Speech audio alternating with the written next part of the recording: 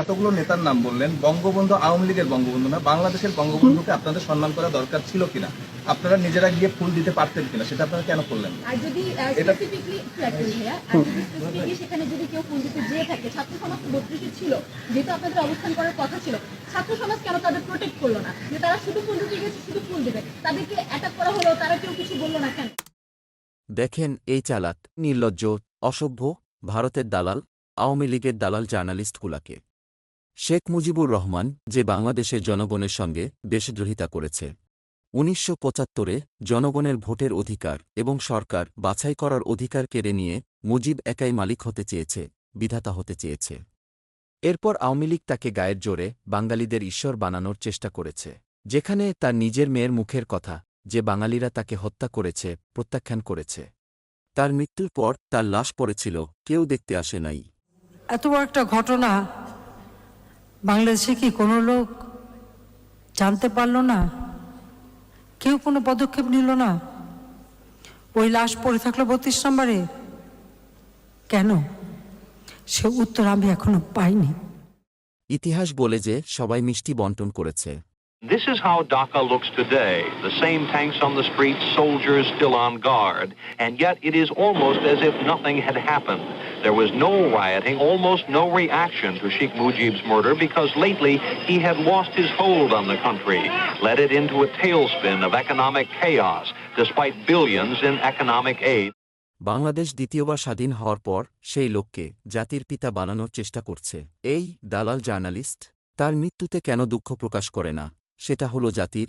এই দ্বিতীয় মুক্তিযুদ্ধের নায়ককে প্রশ্ন করছে। কত বড় নির্লজ্জ, বেয়াদব এবং কত বড় সাহস তাদের! আচ্ছা ভাই, দেখুন, আমি আপনাকে একটা স্পষ্ট করে কথা বলি।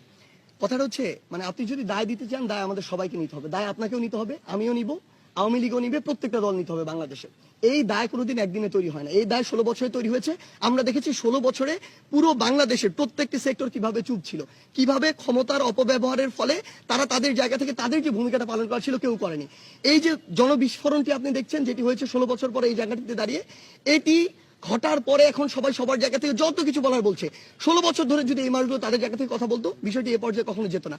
যদি দায় নেয়, আমাদের সবাইকে দায় নিতে হবে। আমি এটাতে একদম দ্বিমত করবো না এই জায়গা থেকে। কিন্তু আপনি যদি দায় দেন, কোনো নির্দিষ্ট একটি গোষ্ঠীকে দিতে পারবেন না। কেন দিতে পারবেন না? কারণ আমরা দেখেছি, আমরা যখন ডিবি হেফাজতে ছিলাম, আমাদের সাথে যেগুলো হয়েছে মিডিয়া সেগুলো প্রকাশ করতে পারেনি। কেন? হয়তো এমন হতে পারে করতে দেয়া হয়নি, কিন্তু পারেনি তো, এটাই তো বাস্তবতা। আমরা দেখেছি সরকার তার ক্ষমতার অপব্যবহার করে আমাদেরকে হেফাজতের নামে 6 দিন আটকে রাখা হয়েছে। একটা মানুষকে 24 ঘন্টার বেশি জিজ্ঞাসাবাদের জন্য কোনদিন আটকে রাখা যায় না। সেটাতে এই যে একটি প্রেশার ক্রিয়েট করার যতটুকু বিষয় ছিল সেটি করা হয়নি। আমরা দেখেছি আমাদের আন্দোলনের সময় অসংখ্য সংবাদ সম্মেলন আমরা করেছি। বাংলাদেশের বর্তমান যে প্রচলিত মিডিয়া সিঙ্গেল একটিতে কোনো কিছু আসে নাই। তার মানে আপনাদের যতটুকু পালন করার কথা ছিল আপনারা করেননি, ওই দায়িত্বটা আপনার উপর বর্তায়। সেম ভাবে আমি কর্মসূচি ঘোষণা দিয়েছি। আমার কর্মসূচি আমি ধরে নিচ্ছি যে বিভিন্ন মানুষজন সেখানে তাদের রাজনৈতিক উদ্দেশ্য বাস্তবায়ন করার জন্য বা দেশকে অস্থিতিশীল করার জন্য, ইভেন ইফ আওয়ামী লীগ, ছাত্রলীগ, যুবলীগ, তাদেরও অসংখ্য মানুষজন বিভিন্ন ছদ্মবেশে ওখানে ছিল এই কারণে যে তারা একটা অস্থিতিশীল অবস্থা তৈরি করতে চায়।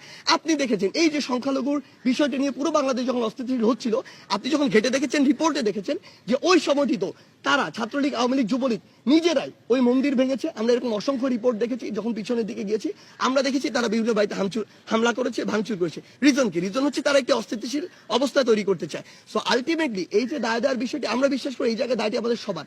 তবে আমরা এটুকু বলছি, আপনি যেটি বললেন যে এই শোক পালন করার উচিত কিনা, আজকে 2024 সালের এই গণঅভ্যুত্থানে আওয়ামী লীগের যেসব নেতাদের উপরে আমি বলছি যে অত্যাচার হয়েছে, ধরে নিলাম তারা দেশ ছেড়ে পালিয়েছে, তাদেরকে মামলা দেওয়া হয়েছে, এই যে ঘটনাগুলো হয়েছে, এটার জন্য কি এখন আমরা শোক পালন করব? যদি এটার জন্য না করি, 15ই আগস্ট 1975 জন্য আমরা শোক পালন করব না। আপনি দেখেছিলেন ওই 15ই আগস্ট 1975 যখন এই ঘটনাটি ঘটে, পুরো বাংলাদেশ ব্যাপী মিষ্টি বিতরণ হয়েছিল। কারণ কি? কারণ ওই 72 থেকে 75 ঘটনা যদি দেখেন, তখন স্বৈরাচার বা ফ্যাসিস্টের চরম একটি মাত্রা ছিল। ইতিহাস ঘাটলে আমরা এটি দেখতে পাই যে তখন আসলে আলটিমেটলি যা হয়েছিল এক জায়গার নির্দেশ থেকে হয়েছিল। এটি এটি বাংলাদেশের মানুষের কোনো ঘটেনি। এমনকি বাংলাদেশের সাধারণ মানুষ ওই সময় যে বিষয়টি হয়েছিল যে সাধারণ মানুষ তার যে বিচারটি সেটি পায়নি, বরং বিচার নির্দিষ্ট একটি ঠিকানা থেকে, ধানমন্ডি 3200 কয়েকটি ঠিকানা থেকে পুরো বাংলাদেশে যেত। সো ওই সময় সামগ্রিক একটি বিপ্লবের ফল ওটি ছিল। আসলে আপনি যাদেরকে আজকে মানে দোষ দিয়ে ফাঁসিতে ঝুলাচ্ছেন, দেশের বাইরে পাচার করছেন, তাদের সাথে কি হয়েছিল আপনি সেটি কেন বলছেন না? বিগত 16 বছর ধরে আপনি এটি বলেন নাই, কারণ বললে হয় আপনার চাকরি থাকতো না, হয় মিডিয়া থাকতো না। This is the reality. So fact হচ্ছে আলটিমেটলি আপনার পিছনের ঘটনার দিকে যেতে হবে। আজকে 24 সালে যা হয়েছে এটা 24 সালের ঘটনা না, বিগত 16 বছর ধরে হয়েছে তার ঘটনা। সো আমাদের জায়গা থেকে আমরা মনে করি শুধু আমাদের জায়গা না, বরং রাষ্ট্রীয়ভাবে এই যে শক্তি এটি পালন করা উচিত নয়। কোনোদিন সিঙ্গেল কয়েকজন মেজর বা আর্মি অফিসার মিলে এই যে একটা অভ্যুত্থান সেটা 15 আগস্টে 1975 ঘটাতে পারতো না, বরং এটি একটি সামগ্রিক ক্ষোভ ছিল এবং সবার ওই যে একটি নীরবতার সমর্থনেরই কিন্তু একটি লক্ষণ। সেই জায়গা থেকে আমরা বিশ্বাস করি যে এই আপনি যে কথাটি বলছেন এটিতে আমরা সমর্থন করি না। আমাদের এই দ্বিতীয় মুক্তিযুদ্ধের নায়ক সার্জিস আলম, ওনার কত ধৈর্য, কত ভদ্র, কত নম্র, কত সুন্দর করে উত্তর দিলেন।